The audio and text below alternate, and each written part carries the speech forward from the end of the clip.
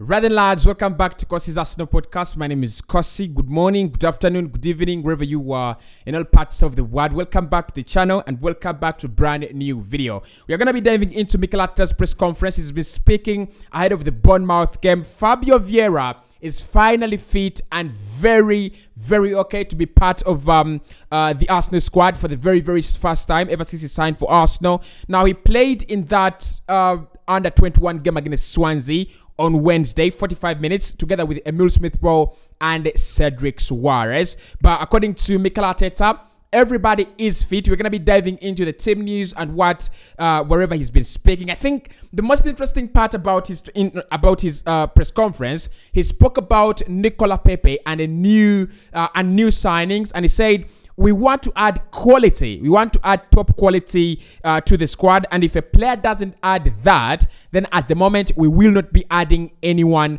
in this summer. So I think if you're an Arsenal fan and if you want Arsenal to add someone, you need to be praying very hard that Mikel Arteta finds a quality player. Otherwise, we will not be adding another, player. But personally, I feel we will add one or two before the summer actually closes down. Hit the like button. Let's get this video to 800 likes. Subscribe to the podcast as well. Continue those predictions in the comment section below. I will be reading them in the next video. I'll be reading much of your predictions in the next video. So make sure you hit that like button, but also get involved in the comment section. How many goals do you want Arsenal to score against Bournemouth, and how many do you think actually we will score? But for now, let's dive into Mikel Arteta's press conference and see what he's been actually talking about. Now, first and foremost, he's been speaking about the latest team news, and he said, as you saw, we had Cedric, Fabio Vieira and Emile Smith-Rowe with the under-21s. They looked very fit. They trained with us all week, so they are available for selection, and everybody is okay. And look, personally, I feel it's a great start to the season when you have every player available, when you have all your players available. It is absolutely a fantastic start. My only problem is how many injuries are we from depreciating inequality. That is why I want a backup for Thomas Partey. That is why I want an upgrade to Granit Xhaka. That is why I want a second striker. That is why I want another right back, and so many other players in very many positions. But Mikel says everybody is okay at the moment. It's not a major boost for me because that lineup that we started the season with, I do not expect as many changes as there is. I think Tomiyasu is one definite one to replace Ben White. I think Granit Xhaka could be replaced by Fabio Vieira during the due course in the season. But apart from that, I don't think we're going to be seeing any big changes to the squad. Now, he spoke about the confidence of the squad right now, and he said it's great to win and perform the way we are performing at the moment, but it is just 2 games. We have a whole season ahead of us. Let's focus on the next match and what we have to do and in the areas where we can improve. Look, I do not think there is a Premier League squad at the moment that is carried away. Of course, the media are always going to say, Arsenal can't win the league. Arsenal join top. Arsenal second. And when we get on top of the table, they will write headlines like Arsenal, begin their pursuit for the Premier League campaign. But you cannot get carried away before 12 games. I think Mikel Arteta has spoken about it very clearly. And he said, at the moment, you look at the table, 12 games in, like 11 games in. That is when everything starts taking shape after 30 points, after 36 points, of battling. But 6 points and you're thinking about, getting carried away. I think the mentality at this Arsenal Football Club is bigger than that. I think we're a bigger club. We need to be mentality monsters, and mentality monsters do not get carried away by 6 points. By 2 games, by 2 wins. You don't get carried away. So Mikel says at the moment everything is just starting. On the challenge posed by Bournemouth, he said it will be really tough, a really tough match. I've been there many times. I know how tough it is, and I know what to expect. The atmosphere it tends to be very, very hectic. It's a team that is used to winning because last year they had a really, really successful season and they started well this season. I know Scott Parker very, very well, and I know they're going to make it a really difficult game for us. Now, I said this in the preview. It's a game where Bournemouth are full of confidence at home. 11 straight games without a loss. Three of the most recent ones have come with a clean sheet. That includes beating Aston Villa at the Dean Court in their first Premier League game of the season. So, look, what I'm trying to say here is, do not undermine Bournemouth, but they should not be a game that concerns us and scares us. All right. So Mikel puts it very clearly. They're a very, very tough side at home. And statistics actually show that. They've not lost a game in 11. But should Arsenal be concerned? Probably. Should we be scared? Not in a minute. Not in a minute. We've not lost to them. We've only lost one game in our last encounters against Bournemouth, winning 7 and drawing 2. I mean that good record should be continuing. We don't need shockers at the beginning of the campaign. Not now. At least on Scott Parker's coaching philosophy, he says he's a really good. I always admired him as a player, his character. I know him personally as well, pretty well, and I'm really happy for him. The way he presents himself and the way he wants to play his game, I think he is I think is great for the game to have managers who want to play the way he wants, and I wish him the best of luck apart from tomorrow. Interesting comments. Now, I personally haven't seen Bournemouth play a lot of minutes this campaign, and I didn't follow them in the championship. But one thing I'm going to say is they're a side that will have a goal. They're not a side that are going to sit back and let you run the show. They will have a goal. So Arsenal will be expecting those momentarily, moments of quality. And I think it's something to put at the back of our mind.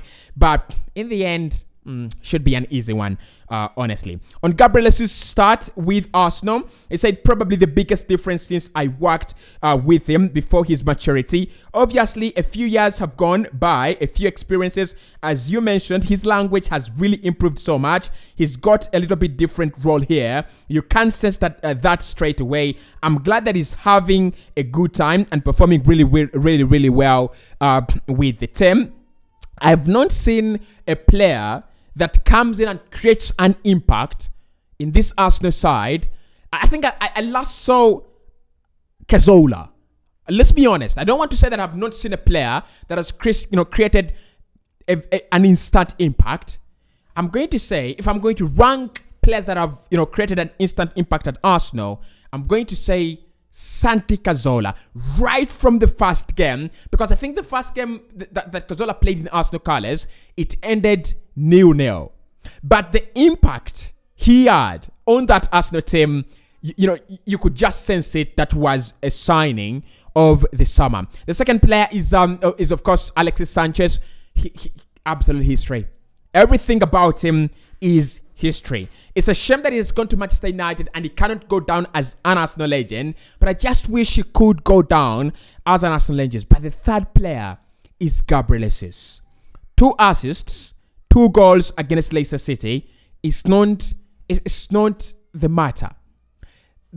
The matter, and what matters for me, is the runs, the hard work, the mentality, the way he works the channels, the way he runs through the channels, the way he just feels complete, the way he just feels happy, the way just influences that Arsenal attack as if he's been playing with this side for years. That is the most important part of Gabriel Jesus in this Arsenal side. And Mikel says he's developed a lot ever since they worked together with Pep Guardiola at Manchester City, and for me, it's just going to get better. It's just gonna get better.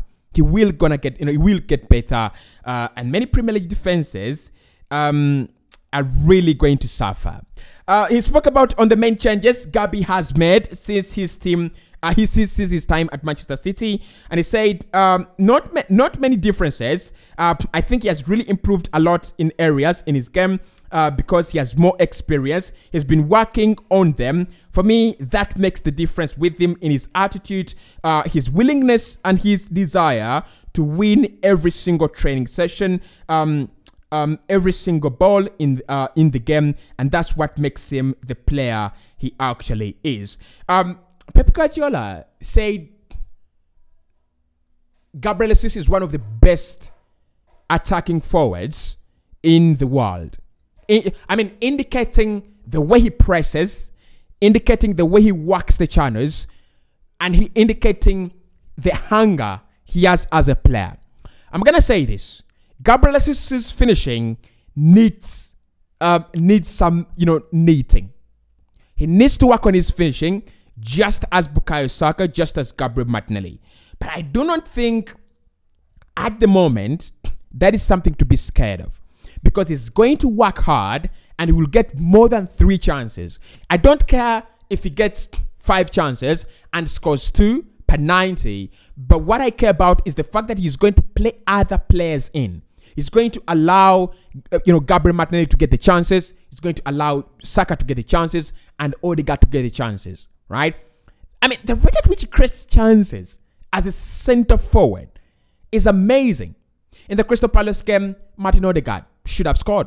That was a sitter. Should have scored. In the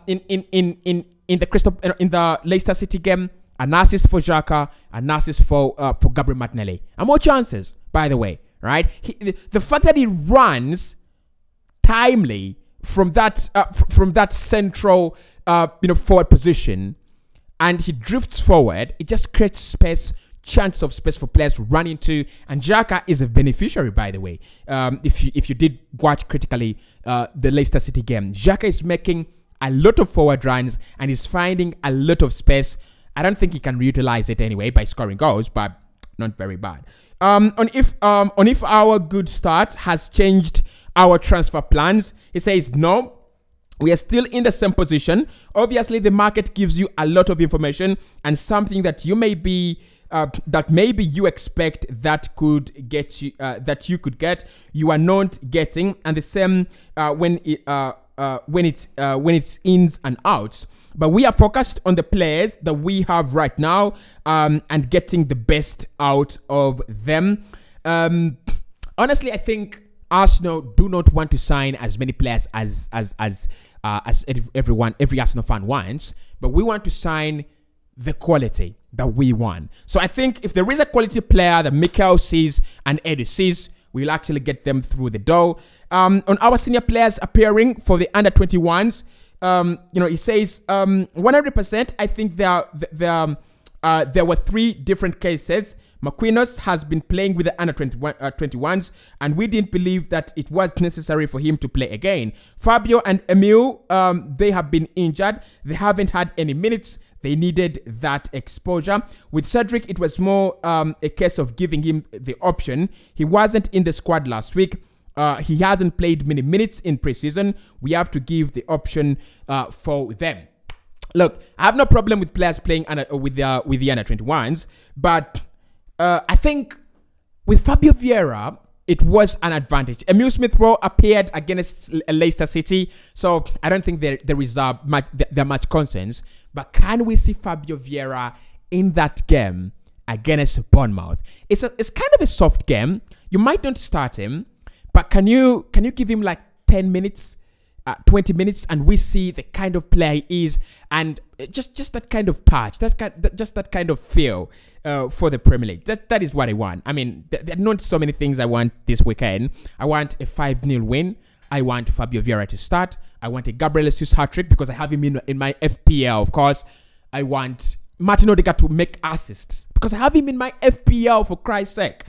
And Alexander Zinchenko as well to play well because I have him in my FPL. Can you believe it? I have so many Arsenal players in my FPL, right? On when he starts to look at the league table, he says after 10 or 12 games, that is when I start looking at the league table. I think that's more or less when everything starts to play a little bit, and do you understand where you are? Because of the schedule, the fixtures are going to play a big part in that. But I don't focus too much on that. Probably at the end of March or April, that's when it really starts to matter. He's lying. Yeah, he's lying. I think the Premier League table starts to matter in December. Because, I mean, we've already said that whoever eats Christmas, who says you eat Christmas? Whoever spends the Christmas period on top of the table is more likely to win the Premier League title. And that is when Arsenal have lost the Premier League title grasp. November, December. So that is when it matters. Can we go through the business end of the year, top of the table, or in the top 4? If we can do that, then, you know, our struggles will be, can we keep ourselves there next year? So I think it really matters before April and March. But I think he's trying to play smart here. On making sure that it's the only right players that are brought in the transfer market. It says it has to be the right person and it has to be the right player. We want to only bring in the top quality through the door. Otherwise, it is not worth it. The similar words that Arsene Wenger used to say when he was asked about signing players, and he used to say, we want a player that only improves us, the quality that only adds to us. No, if it doesn't come in that direction, then it is actually not worth it. And I agree with Mikel here. This squad has taken us 3 years to work on it, streamline it, and make it better. There is no way you're gonna settle for less quality. There is no way we're going to settle for otherwise, right? We don't want those mistakes that we've committed for the last 10 years to reappear. So every player, even if it means waiting for another summer to bring in the right quality, I will be patient. I will definitely be patient. So he says it's only the right players that should be here, only the right quality. Otherwise, it doesn't matter with us. And finally, on Nicolas Pepe, he was asked about Nicolas Pepe, and he says we can communicate. What we communicate, we always do when it's the right time. We discussed that. We have a big squad. We have made some decisions, and we allowed some players to leave until the window closes. Everything is still very, very possible. The same message he spoke about Ainsley Maitland-Niles, and also Hector when asked about Hector Bellerin. And of course, he said that Granit Xhaka's leadership doesn't need an armband. He's a player that is that brings a lot on the table in terms of experience and leadership. So he doesn't need to wear that armband, but exactly he's a natural leader in the squad. But on Nicolas Pepe and Ainsley and Bellerin, I think with Bellerin, it's just a matter of time. With Nicolas Pepe to Nice, a matter of time. With Ainsley Maitland-Niles, I'm not really sure. I've not received any kind of information that can confirm that Ainsley will be living on loan or any clubs are interested. The last time I reported about Ainsley Maitland-Niles was Nottingham Forest interested, but Nottingham have since then signed 16 new additions to their squad. So I don't see how Ainsley becomes part of their squad, honestly. But follow me on Instagram, follow me on Twitter. On Twitter, you'll find me at Kosi Arsenal. Instagram, Kosi_19. TikTok, Kosi111. Right? And of course, subscribe to the podcast as well, because that is the home of Arsenal Football Club. We need to be on our road to 100,000 subscribers. We've already gone halfway the journey. The journey continues. By the end of this year, we should be at 100,000 subscribers. Can we do it? That depends on you, lads. Hit that subscribe button, hit that like button. Let me see you soon.